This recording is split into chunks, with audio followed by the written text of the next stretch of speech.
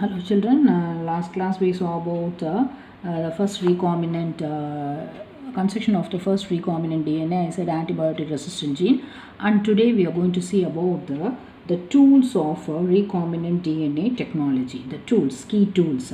I thought before we going on to this tools of recombinant DNA technology, I thought if you just have a look at the DNA structure, then it will be very useful for you to understand how the restriction enzymes cut the DNA and other how it just the cuttings or both the side they are joined by the enzyme ligase, another enzyme. First of all, you must know the basic structure of DNA, double helix structure of DNA. Then it will be easy for you to understand when I explain about the tools of recombinant DNA technology. See, this is a DNA structure. Most of you know this. It is a double helix structure. The two strands are complementary to each other. In between, you can see the nitrogenous bases. This nitrogenous bases are nothing but the base pairs adenine, thymine, guanine, and cytosine. See, this adenine and thymine. Adenine forms 2 hydrogen bonds with thymine, and guanine forms 3 hydrogen bonds with cytosine. So this hydrogen bonds and all you have to remember. Then only when I am explaining about the tools and other things, it will be easy for you to understand. This adenine forms 2 hydrogen bonds with thymine, and guanine forms 3 hydrogen bonds with cytosine. So you have the nitrogenous bases in between, which gives stability, double helix structure of the DNA. And what is the backbone for the DNA structure is sugar and the phosphate. They form the backbone for the DNA structure. In between you can see the nitrogenous bases. Okay, sugar and phosphate forms the backbone. And the next this is also a DNA. This is what the polynucleotide chain. Okay, they are anti-parallel, complementary strands. One strand will be having a polarity of 5' or 3'. Another strand will be having the anti-parallel 3' 5' polarity. See, the same thing I just explained previously about the nitrogenous bases. Here also you can see this adenine forms 2 hydrogen bonds with thymine, and guanine with 3 hydrogen bonds with cytosine. See, I said the backbone or a phosphate and the sugar, pentose sugar. You can see here, see, they are just all these are pentose sugar, 5 carbon sugar and phosphate group. Here you can see the phosphate group. Here a 5 carbon sugar and you have the phosphate group. Why? What is this 5' 3'? You just see the structure. Okay, 5 carbon sugar 1 2 3. See, the pentose sugar attached to phosphate as the 5th position, and is attached to the hydroxyl at the 3rd position. That is what you have this thing. Okay, it is what the pentose sugar, 5 carbon sugar. The pentose sugar is attached to phosphate at the 5th position and the hydroxyl group at the 3rd position. Okay, they complementary strands, they run in opposite direction. So you must know or remember all these things. Okay, then only it will be easy for you to understand about the tools, key tools. Here 2 hydrogen bonds, adenine with thymine, and guanine with cytosine, 3 hydrogen bonds, which gives them stability. Okay, so this is what the basics are. Okay, now we'll move on to the tools of recombinant DNA technology. Okay, this is what we are going to see about the tools.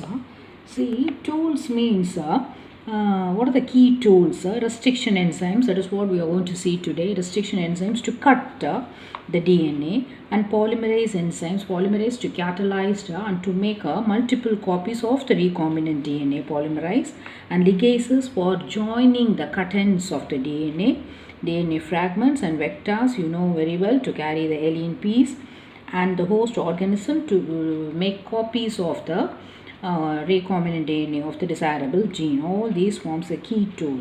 And today we are going to see about the restriction enzymes.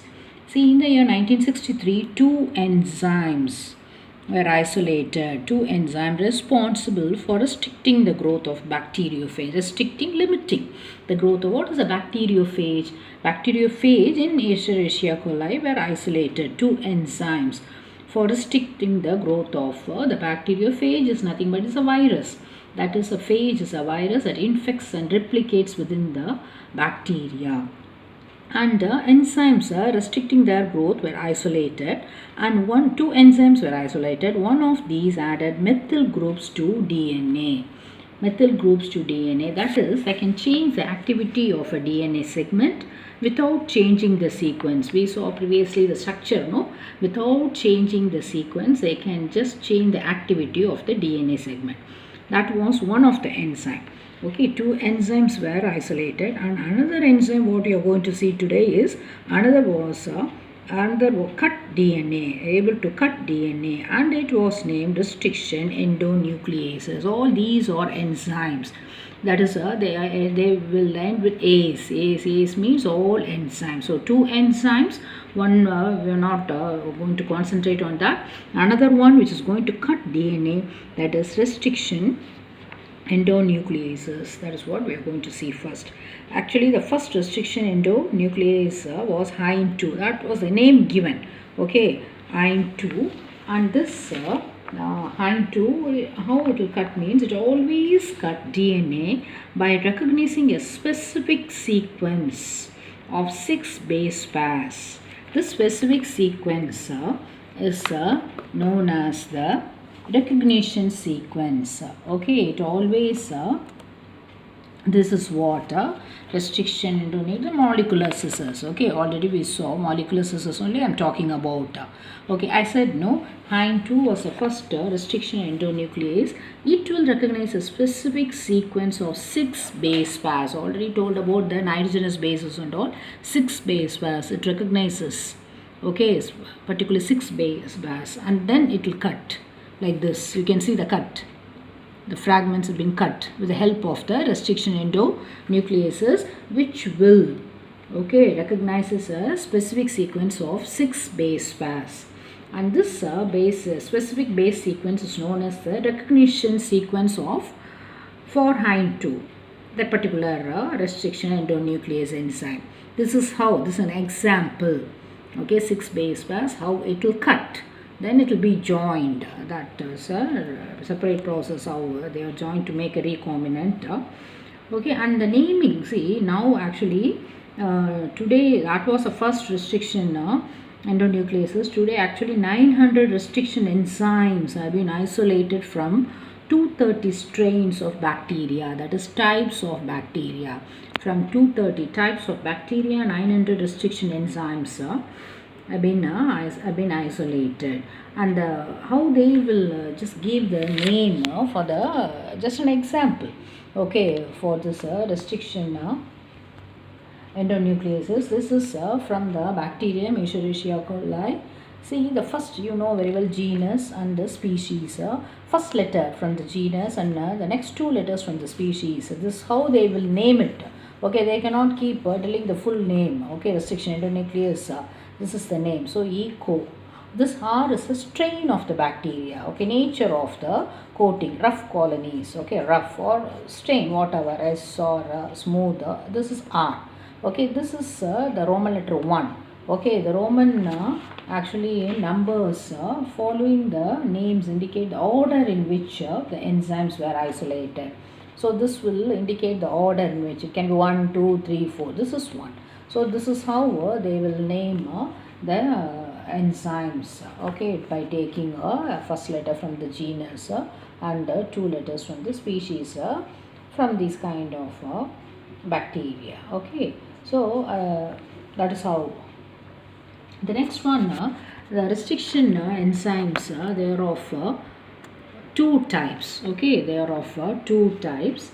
That are 2 kinds, otherwise I can say exonucleases. I already said they recognize a specific base sequence. Okay, I told you exonucleases and endonucleases. See, you can see in the diagram, this is what the double strand 5' 3'. Already I said that pentose sugar, everything. Okay, double complementary strands of the DNA. You can see this exonucleases, they remove nucleotides from the ends of the DNA. All molecular scissors only ends. Okay, they just remove nucleotides from the end of the DNA like this. Whereas the endonucleases cut at specific position within the DNA. That is what first I said. Endonucleases cut at specific position within the DNA. This is what we are going to see today. You can see how. Okay, restriction endonucleases within the DNA. Okay, cuts at specific position. That is what 6 base pairs. They have not mentioned the nitrogenous bases within the DNA. Okay, so that is the thing. That's the difference between exo and endonucleases, which is very important. Okay, and this restriction endonucleases, they will bind to the DNA. It will bind to the DNA and cut each of the 2 strands of the double helix at specific points. It will bind to the DNA and cuts of each of the 2 strands at specific points. Okay, see, each restriction endonucleases recognizes a specific palindromic sequence. This is what each restriction endonucleases recognizes a specific palindromic sequence. See, I said they will bind to the DNA and cut each of the 2 strands of the double helix. What they will recognize a specific palindromic nucleotide sequence. What is this palindromic? See, they will form the same words when read both forward and backward. You can see GAATC, you can read both forward and backward the same words. That is what a palindromic sequence. So they will recognize a specific palindromic nucleotide sequence. Okay, now we'll see the action of the restriction enzymes. Okay, action of the, which is given in your textbook itself. It's very clear. That is what we are going to see today. Action of restriction endonucleases. See, the enzyme cuts both the strands of the DNA the same site. I said no, it's particularly the specific sequence, palindromic sequence, which is given here. This is a vector, you know very well vector. Previous class also I showed you the diagram that I've drawn it in a circular way. They have just given as a double-stranded DNA with a nitrogenous basis. This is a foreign DNA, vector DNA, and it recognizes base pair, 6 specific 6 base pairs here. Okay, what happens here? It has cut. Action of the E. coli, it has cut. The restriction enzymes, they have cut it. Okay, you can see that the restriction, actually the restriction endonucleases cut the strands of the DNA a little away from the center of the palindromic site. Okay, it cuts the strands of the DNA a little away from the center of the palindromic sites. Okay, this leaves a single stranded portion at the ends. Both the ends you can see the single stranded portion at the ends. This is because it cuts a little away from the center of the palindromic site. So you can see the single stranded portion at the end, and here and all you can see the overhanging. Okay, this overhanging actually this overhanging stretches. This is what overhanging, they call the sticky ends. Why they are sticky ends? Because they form nitrogen bond with their complementary cut counterparts.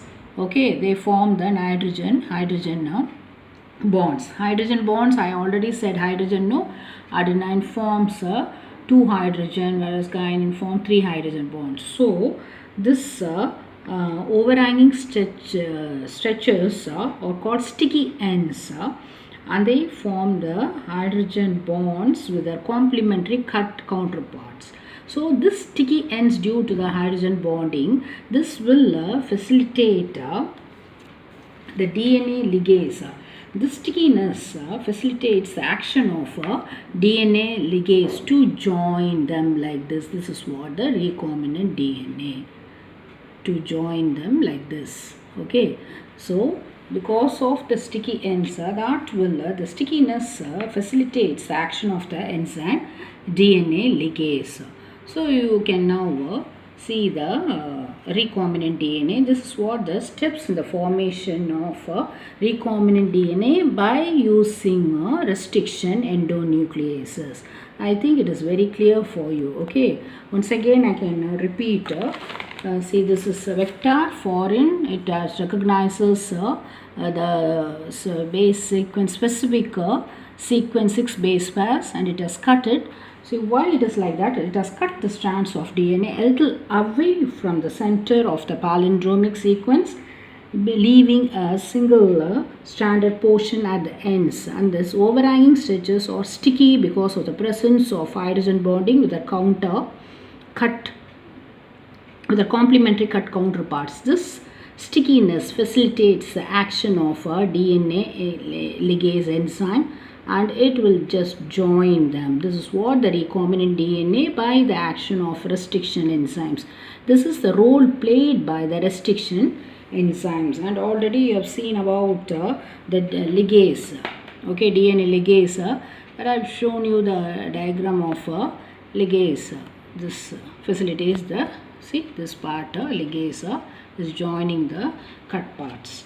Okay, so this is what the recombinant DNA by the action of the restriction endonucleases. Okay, then the next class we will see about the separation of DNA fragments by using gel electrophoresis. That also will be very interesting. Okay, children, have a good day.